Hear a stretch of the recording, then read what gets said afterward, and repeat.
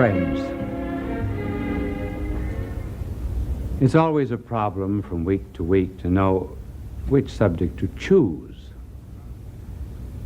There are a great variety, and one is sometimes in the qualms and indecision of a man who had considerable money, and he decided to invest it in Latin America. He didn't know whether to invest it in a gold mine or a uranium mine. So he didn't know whether to go either to Chile or to Colombia. He chose Colombia, and he invested it in gold and lost everything. So he borrowed enough money to come back on a plane. He didn't know which airline to take. He chose one. The one he chose had a couple of engines that conked out. Stewardess came through, gave them parachutes. He was offered two. He didn't know which one to choose. He chose one. The one he chose didn't open. As he was flying down, falling to earth, he shouted out to the heavens, "St. Francis, St. Francis, have pity on me." And from heaven there came the answer, "Which St. Francis?" So, which subject? I asked my angel, and he was reading Shakespeare. And he said, "Here's a line. Time is out of joint. Why don't you talk on that?" And I said, "Well, how can I do that?" Well, he said, "Listen, I belong to heaven, not to earth. You figure that out from this point on." So I figured it out, and I decided that a good subject might be the psychology of the rat race.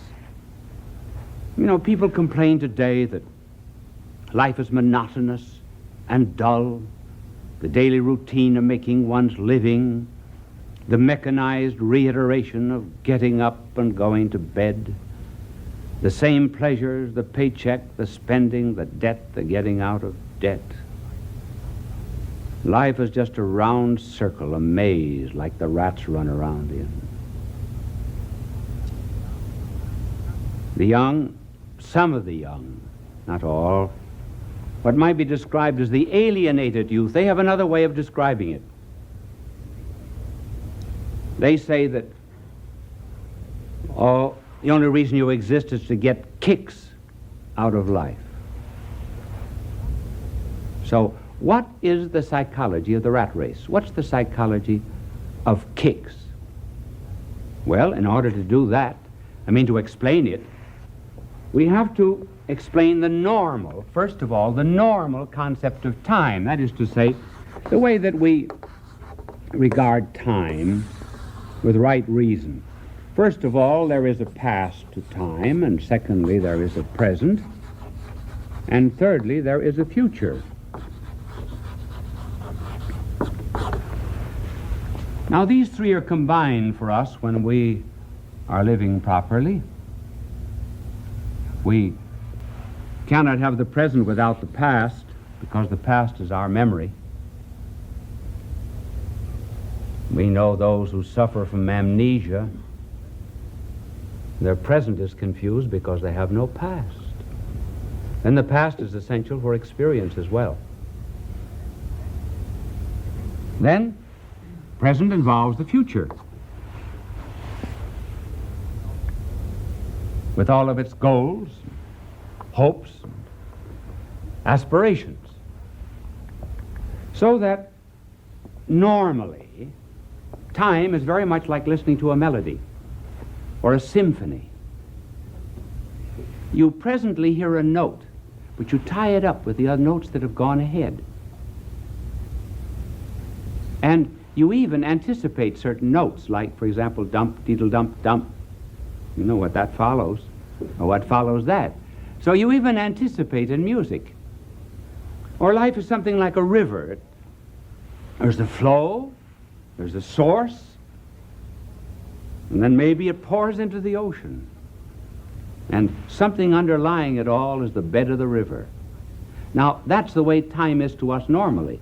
To understand the rat race,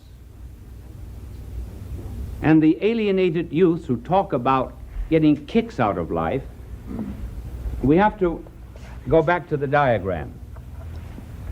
The angel wanted me to separate normal people from abnormal, so he washed my board. Now we come back again. Past, present, future.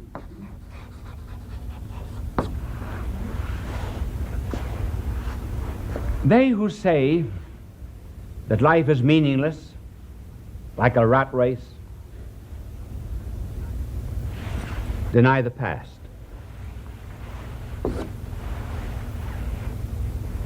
They're against tradition, any form of conservatism, and above all, they are uprooted from homes, particularly the youth of this kind. A youth normally is meant to be like wheat that stays in the field up to a certain point of maturity. And then when it ripens, then it goes off on its own. But today, this kind of youth and the rat racers tear up their past. They will not have any memory. They're not interested even in tradition or in history. And no future, no goals, no purposes. Life is unpredictable. It used to be that changes were rather accidental in life. For example, the invention of the wheel, or our first discoveries in astronomy. But they say today, the essence of all life has changed. Furthermore, the future is unpredictable. With the atomic bomb, we may be blown to bits tomorrow. Now, if there is no past or future, what is left? The present. That's all. The now moment.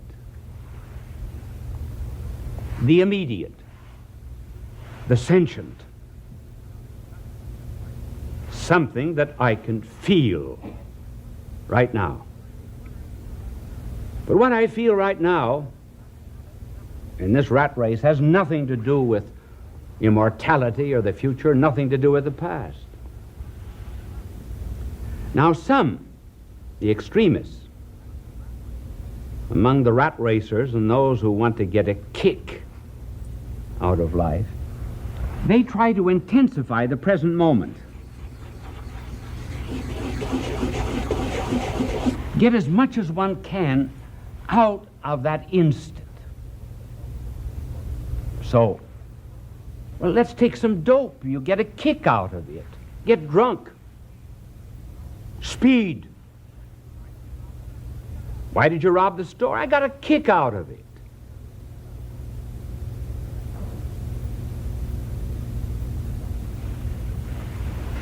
Hallucination drugs. New kick.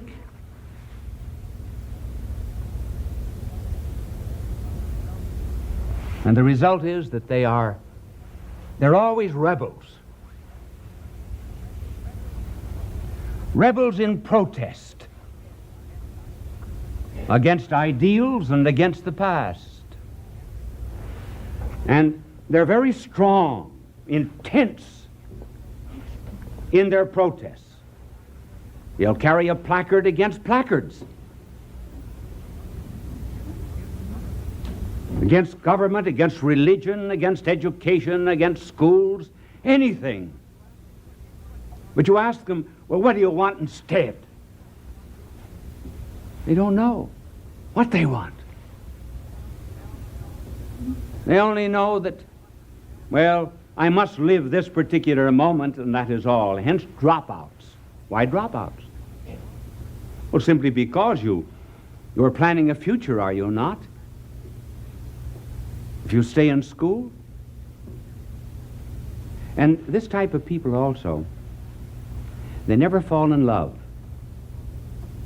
Never fall in love because love is a commitment. Love is an involvement. Yes, they will. They will go in for sex, possibly. But they'll make it understood I'm not going to fall in love. It's just the now that counts. This is what makes the rat race. They're living for today, for this moment. Now, we must not just merely explain things, we must also try to get people out of this. How can we do it? Well, here are some suggestions. The now moment, the instant, never explains anything. It's like looking through a keyhole.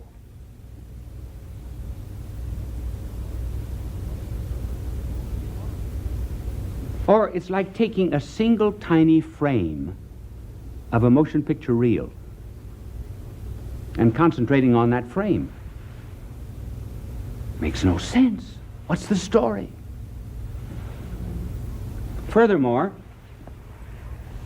the reason the now moment never explains anything is because the explanation of the present moment is in relationship to the future. Suppose I want to take a trip from New York to Washington. Now, what explains the now moment in that trip? The fact that I'm going to Washington. We say in philosophy, this is the final cause or purpose. The final cause is first in intention. Namely, I want to go to Washington. Last in execution. The last thing I do is to get there in this trip. But it's that final purpose that makes every single moment in here full of meaning. And even my point of departure full of meaning. That is why I say that the now moment explains nothing. It is explicable only in relation to the past and the present. Secondly, time, seconds, they constitute an obstacle to real happiness. Nobody can be happy who's interested only in the now. The reason is, you can't make a club sandwich out of pleasures when you're in time. Simply because I'm in time, I can't march with Caesar and with Napoleon. I can't invite to tea Francis Thompson and Homer, because I'm in time. I've seen many a sign on the roadway, eat and dance. I've never seen anybody do the same thing together. Because what? Time demands that you take your pleasure successively, not all at once.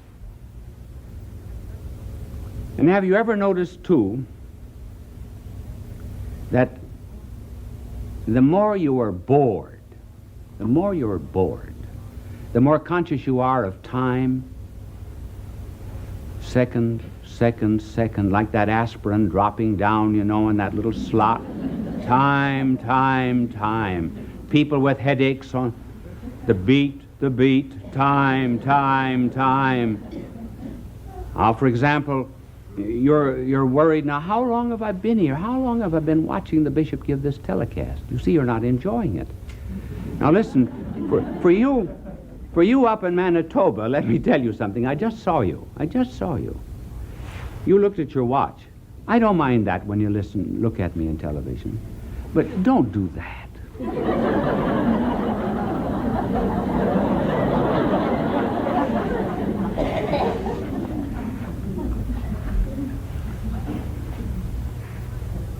So time of and by itself is boring, and the clue is the more you get out of time, the more you get away from these unrelated instances, these kicks,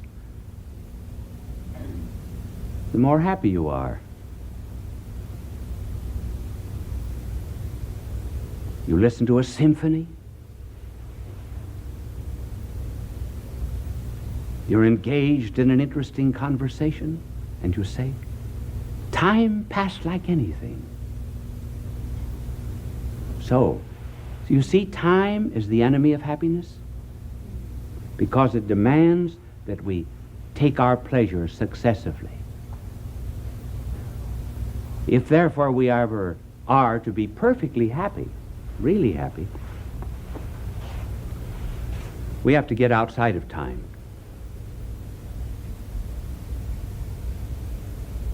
Really outside of it. We have to get into the eternal.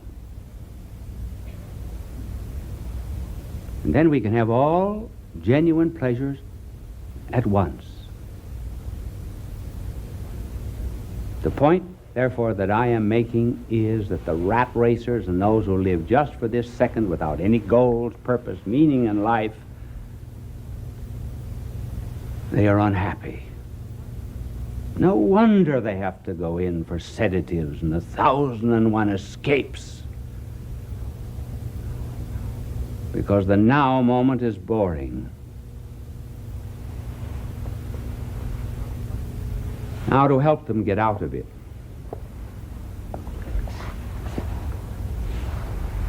what is the rat race, and why is it called the rat race? Well, simply because the rats are going around in a circle all the time. How do you draw rats? You know, I can't draw anything. Did you know that this is true.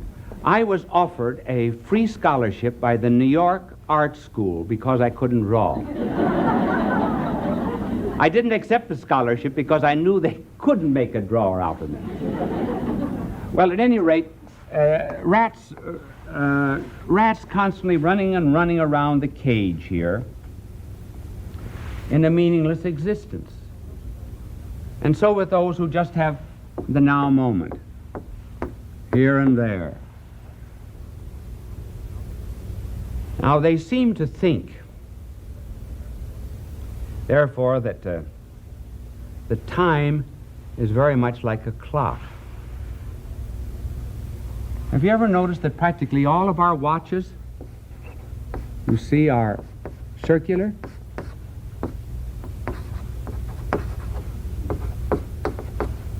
And so forth? And we fall under the illusion, we who are in the rat race, and we're just getting kicks every hour in unrelated fashion, we think life is just like that. We start all over again. Just a constant recurrence of permanently inconsequential moments. That is not a very good picture to watch of what life really is. There's something else in life besides that. Life is rather something vertical. It's not a circle. And each day that we live is like an addition. Suppose we made an addition.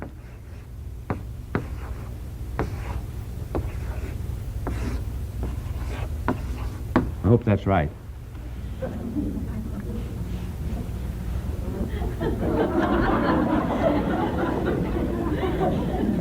It isn't. Thank you. It's 35, isn't it? That's one of the reasons why it's always nice to have an audience of mathematicians. All of my audience here today, my dear listeners, are professors of mathematics in higher astrophysics. So that life is really the sum of the days, the hours, the minutes, the sum. Some add a little more than others.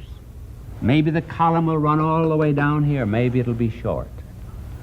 But there comes a time when God draws a line. That's it.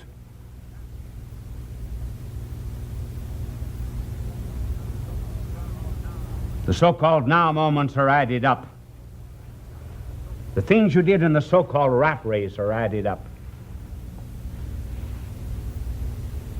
Whether one lives 20 years, 40 years, 50 years, life, we say, is incomplete. And oh, no, it's not.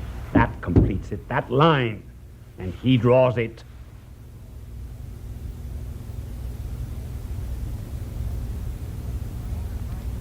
So that life, then, instead of being this way, as I say, something vertical, or I might describe it as a kind of a hill. This is a hill. I always tell you what I'm drawing.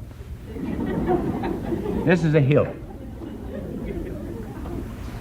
Now, there's something at the top of the hill, something toward which we are working in all of the moments of life. And what is that thing? There isn't anything here, we know, that perfectly satisfies us. Nothing. We want life, yes, but each tick of the clock brings us closer to that line. Our hearts are but muffled drums beating a funeral march to the grave. So, though we want life, we do not want to live 5 more minutes. We want to live. But what do we got? We got a hurdle here. Pain, sickness, and above all, death that interferes with life. Then we have another. Desire and yearning in our soul as we ascend. We want truth. Not the truths of geography to the exclusion of the truths of literature or philosophy. One of the first questions we ever asked coming into the world was why? We were made to know. And as children, we tore apart our toys to find out what makes the wheels go round.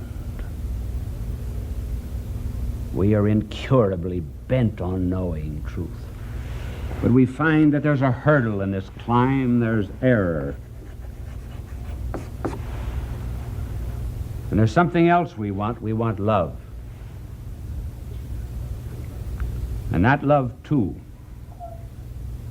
has something in it.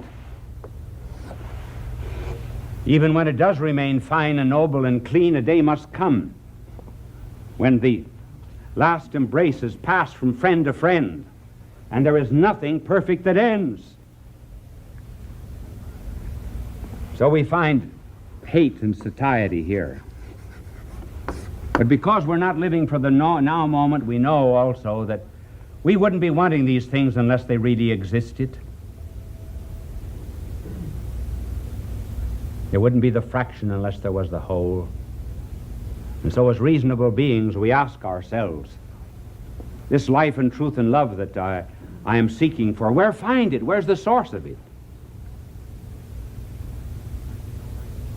Where find the source of light that is here in this studio? Not under here, because light is mingled with darkness. Not back here, mingled with shadow.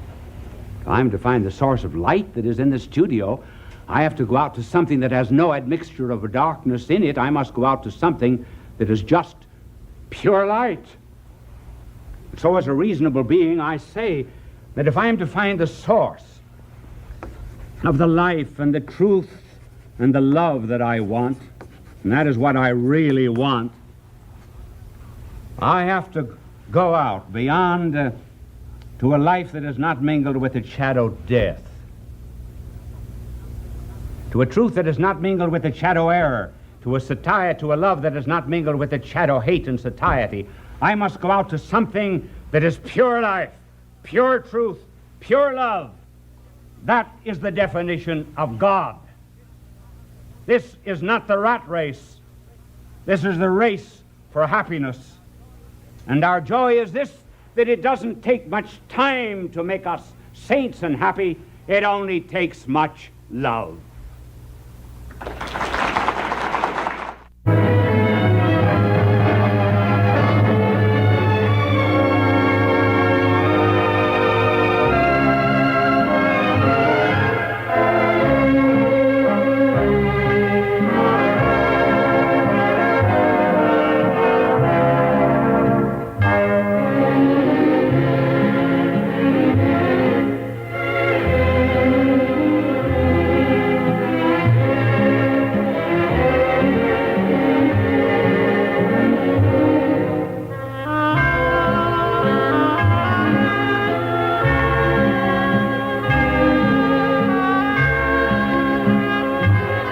What are you listening to?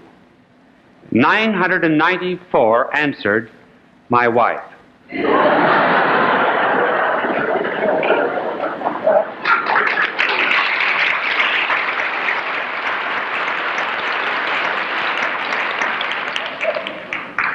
Now there's another way of testing that we have just invented, and it's been inspired.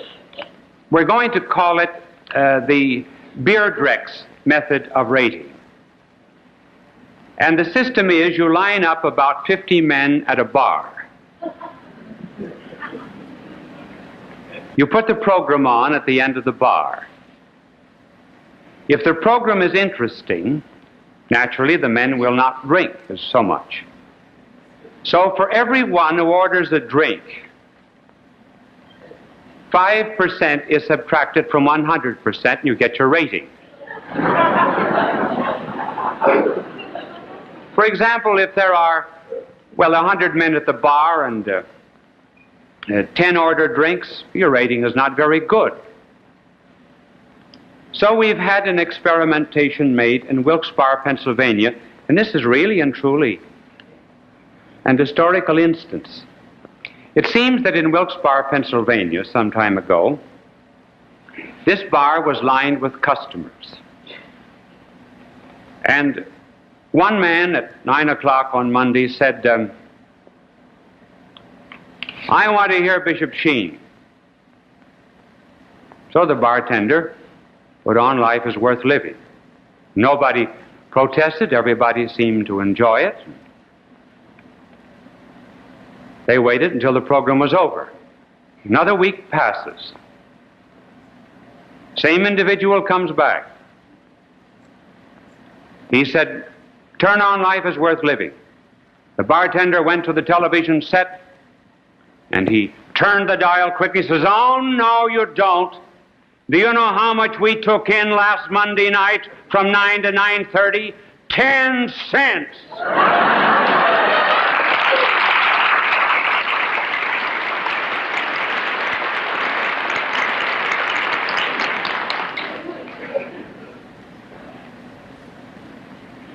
They wanted one father, the bartender wanted 3 feathers, and that was the story.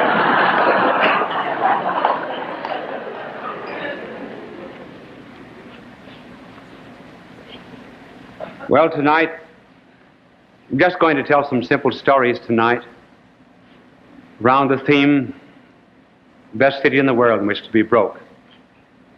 One of the stagehands just now told me, he said, tell me quickly what it is I need to know.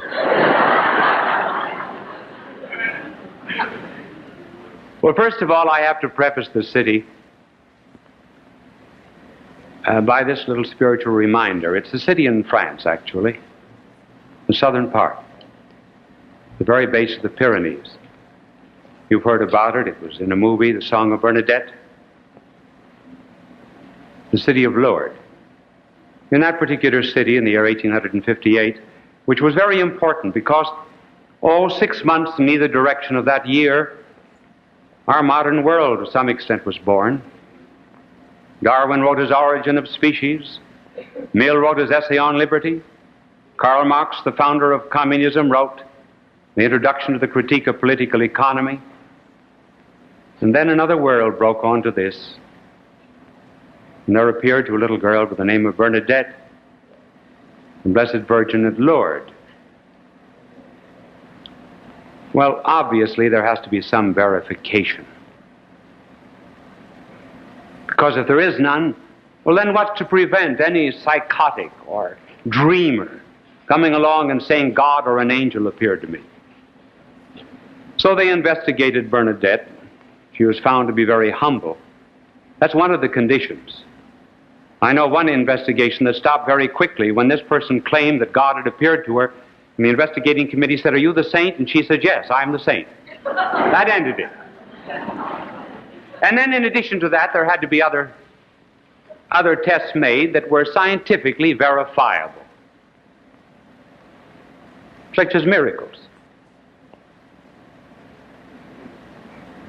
And there is established at Lourdes the International Medical Association, which is made up of some of the very best doctors of the world. I'm not going to give you any of the verification tonight, just simply state that in 1902, Dr. Alexis Carrel went there, and he said he went there as a skeptic. And after studying the miracles, he was absolutely convinced that they took place. And then with this further remark, we'll go into the stories about being broke. You see, if Christ is not the Son of God, which is untrue, but if Christ is not the Son of God, then the story of the mother of Christ appearing in this world would be just as ridiculous as the mother of Buddha or Confucius appearing. But if he is the Son of God, then she could just as well appear to intercede for a miracle, to intercede for us, just as she did at Cana. And those who accept the background of Lourdes, well, they have two mothers, like I have two mothers. I have a mother in the flesh, and then I have her as a spiritual mother, because our blessed Lord gave her to us all on the cross when he said, "Behold thy mother." I read Mass once a week to her. When I was a little baby, my mother placed me on the altar of the Blessed Mother and dedicated me to her. So I've dedicated all of my books to her. Everything that has been written my whole life. Well, I love the place, and not just that place, but let me tell you that it's a good city in which to be broke. Now, you can be broke financially, you can be broke spiritually, you can be broke physically. Physically broken, you might be cared for by a miracle. I'm not going to discuss those. But financially broke, that will interest many of you.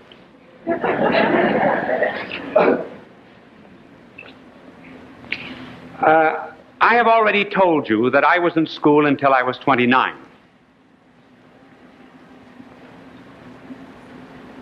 That's how dumb I was. And I was doing university work at the University of Louvain in Belgium, and I wished to celebrate the 5th anniversary of my ordination as a priest, and I thought the best way to celebrate it was to go to Lourdes,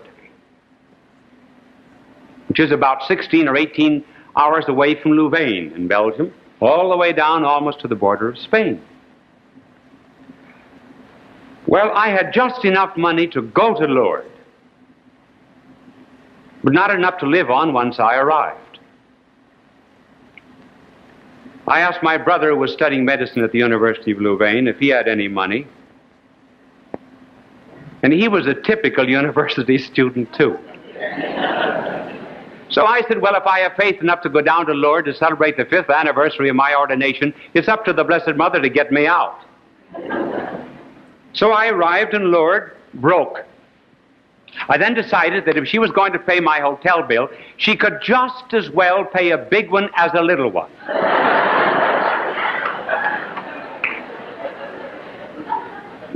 When you're asking for miracles, never be a piker.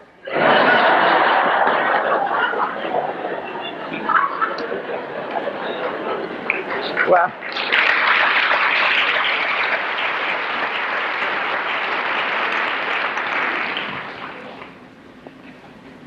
no drinks sold so far in Wilkes Barre. We've just received a telegram.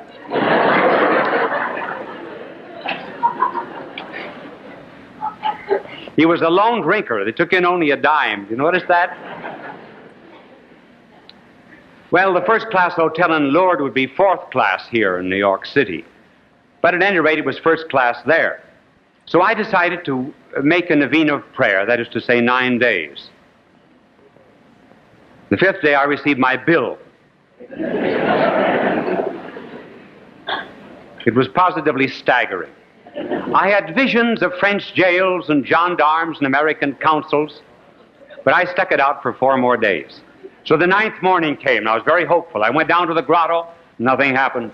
Noon, nothing happened. Evening, nothing happened. Then it was serious. So I decided to give the Blessed Mother another chance. So I went down to the grotto about 10 or 10:30 that night, and as I was kneeling there, a portly gentleman tapped me on the shoulder, and he said, "Are you an American priest?" "Yes." "Do you speak French?" "Yes." "Do you know Paris?" "Yes." "Well," he said, "this is my wife, my son, my daughter. We're going to Paris tomorrow. We want you to come with us to Paris and talk French for us and show us about the city." So he walked me back to the hotel, and then he asked me a very interesting question.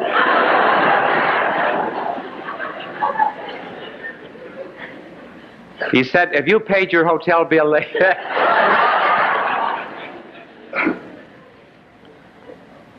So was I glad I hadn't paid it. So I out-fumbled him for the bill. One of those not too rare moments in life when the grasp does not exceed the reach.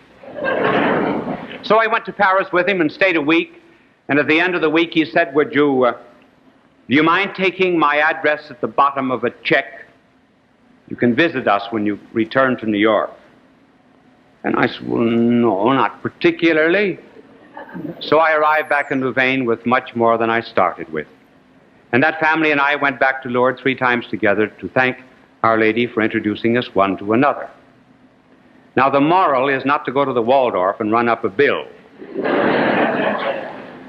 But it works in Lourdes, and so I found it was a very good city in which to be broke. And not only to be broke physically, I mean financially, but also to be broke financially and spiritually, rather. And this happened on another occasion. I've been to Lourdes 26 times. And this particular time, I wanted a spiritual favor. Would not have profited me in the least. And when I left, it was not forthcoming. So I was making my Thanksgiving after Mass. It was my last day. And I was talking to the Blessed Mother, and this is what I was saying to her. I said, "Now listen, I have come over 3,000 miles here to visit you, and I asked for a spiritual favor. Didn't mean anything to me, and you refused to grant it.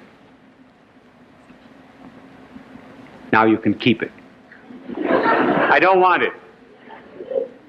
I said, "If you ask me for something, I do give you anything you wanted. Why don't you give something to me?" "I'm mad at you." Now I said, "It's all right for me to be mad at you, but I don't want you to be mad at me. So I'm going to give you a chance to prove that you're not mad at me." So I said, "I'm going down to the grotto, take a drink of the water, and then I'm going to leave the grounds. And before I leave the grounds, I want you to send me a little girl, age 12, dressed in white, who will hand me a white rose. And I shall take that as a sign that you're at least not mad at me." I knew she had 1,000 reasons to be mad at me, but I didn't want her to be. So I was about 75 feet from the gate. I didn't see anybody there. And I said, "Well, you better hurry. You haven't much time."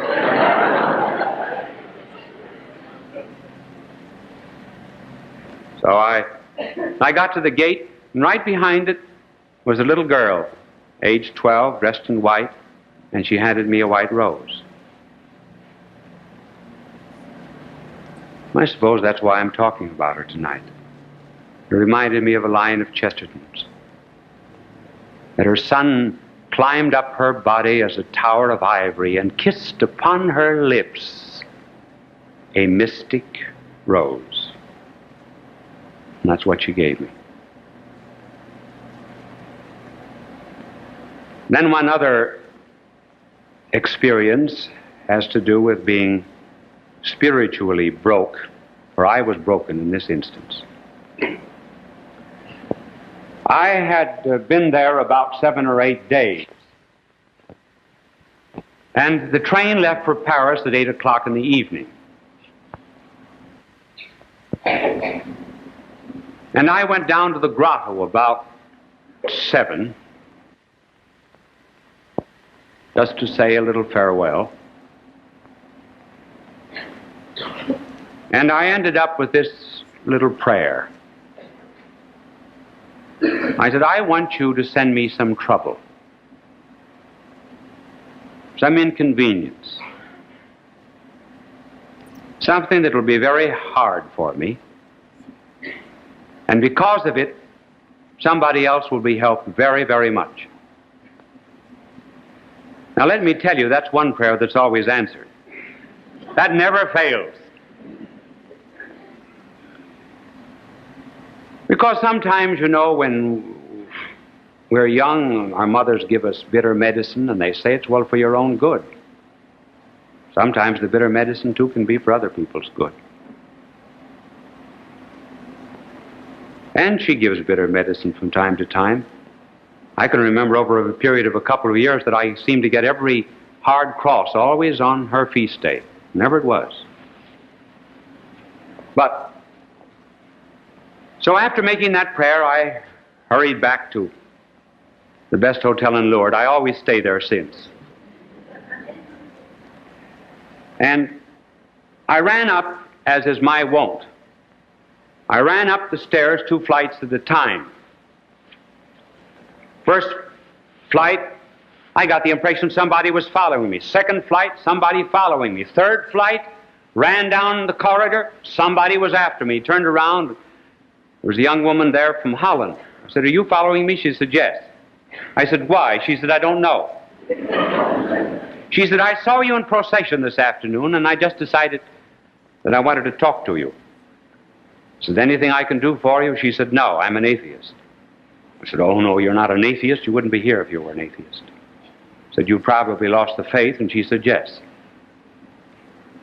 I said, you're my trouble. So I canceled my trip back to Paris, and I stayed on for 3 days until finally she was at peace with herself and the good Lord. And up to this time, I had no difficulty. Then I started back to Paris. 50 miles, and it was 8 or 9 hours to Paris. 50 miles, the conductor put me off. He said, your ticket is no good. It's 3 days old. Waited for another train, bought another ticket. Got on a train, no water to drink, no food. It took me 2 days to get 2 days and 2 nights to get to Paris, during which time I had neither food nor drink. I had plenty of trouble. But it helped someone. And then this very interesting story. At the close of the last century, there was married in Paris a good, ordinarily good girl by the name of Elizabeth Arrighi to a French doctor who was in the government service, Felix Le Sueur. And he promised to respect the faith of his wife, but he spent almost as much time propagating atheism and anti-clericalism as he did practicing medicine. As a matter of fact, he was editor of one of the anti-clerical newspapers of Paris. And he forgot the promise that he made to his wife and tried to break down her faith. And he was succeeding fairly well. But he worked a little bit too fast. When he put a certain book of an arch scoffer into her hands, she reacted. She decided to study her faith. Now, she was a learned woman. She could speak, besides her native language of French, she could speak English, German, Italian, Spanish, Russian, Latin, and knew some Greek. She also knew some Greek. And she built a library, and Her side of the house, conspicuous were the great classical thinkers like Aquinas and Bonaventure. And then in 1905, she was taken ill. And she tossed on a bed of constant pain from 1905 until 1914, May 3rd. And as she was dying, she said to her husband, "Felix,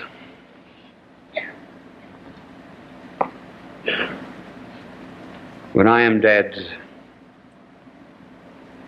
you will become a Dominican priest."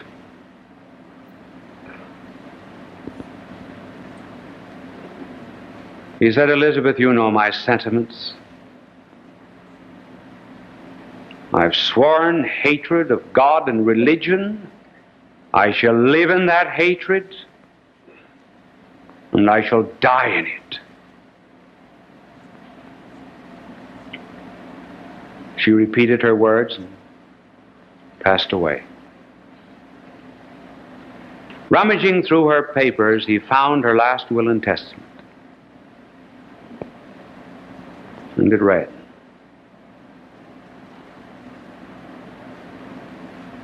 "I will to you the most precious thing that any wife can will a husband. I will to you 9 years of suffering." In 1905, I asked Almighty God to send me sufficient pains and sufferings to purchase your soul.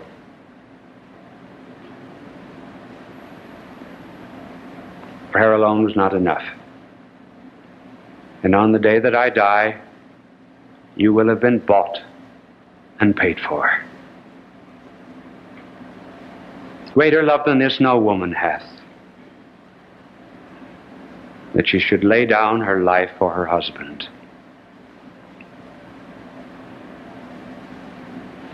He dismissed it as the fancies of a pious woman, but inasmuch as he was very devoted to her, and to forget his sorrows, he took an automobile trip in the southern part of France with an atheistic friend of his. And they made the same trip that he and his wife had made during their honeymoon.